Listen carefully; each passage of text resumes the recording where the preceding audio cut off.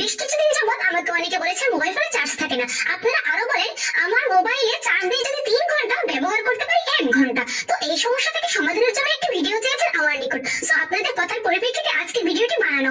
আজকে আমি মোবাইল ফোনের চার্জ দ্বিগুণ রাখার কয়েকটি স্টেপ আপনাদেরকে দেখাবো। দেখানো স্টেপ বা সেটিংস গুলো যদি আপনারা ফলো করেন তাহলে আমি আপনাদেরকে কথা দিচ্ছি আপনার মোবাইল ফোনে যে পরিমাণ চার্জ থাকতো তার থেকে এখন অধিক পরিমাণে চার্জ ক্ষমতা বেড়ে যাবে। সো চলুন আর বেশি কথা না বাড়িয়ে মূল কাজে নিয়ে যাই। এরকম আরো টিপস পেতে আমাকে ফলো দিয়ে রাখতে পারেন যা আপনার অনেক কাজে দেবে।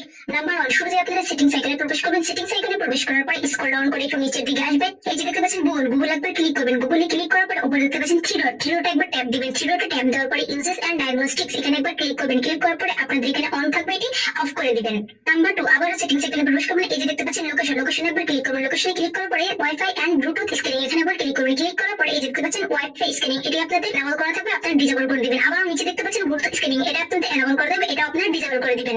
নাম্বার 3, আবার সেটিংসে দেখতে পাচ্ছেন ব্যাটারিতে ক্লিক করবেন। ব্যাটারিতে ক্লিক করার পর এই যে দেখতে পাচ্ছেন পাওয়ার সেভিং মোড আপনাদের এটা ডিসেবল করা থাকবে, আপনারা এটাকে এনেবল করে দিবেন। নাম্বার 4, প্লে স্টোরে প্রবেশ করুন। প্লে স্টোরে প্রবেশ করার পর উপর দিকে দেখতে পাচ্ছেন প্লে স্টোর প্রোফাইল আইকন এখানে একবার ক্লিক করবেন। ক্লিক করার পর দেখতে পাচ্ছেন সেটিংস আইকন। সেটিংস আইকনে ক্লিক করবেন। সেটিংস আইকনে ক্লিক করার পরে জেনারেল ট্যাব দিবেন। ট্যাব দেওয়ার পরে দেখতে পাচ্ছেন থিমে ক্লিক করবেন। থিমে ক্লিক করার পরে এই যে দেখতে পাচ্ছেন সিস্টেম ডিফল্ট আপনাদের কারো ক্ষেত্রে সেট বাই ব্যাটারি সেভার থাকতে পারে, এখানে একবার ক্লিক করবেন। ক্লিক করার পরে ওকেতে প্রেস করে দিবেন। That's it.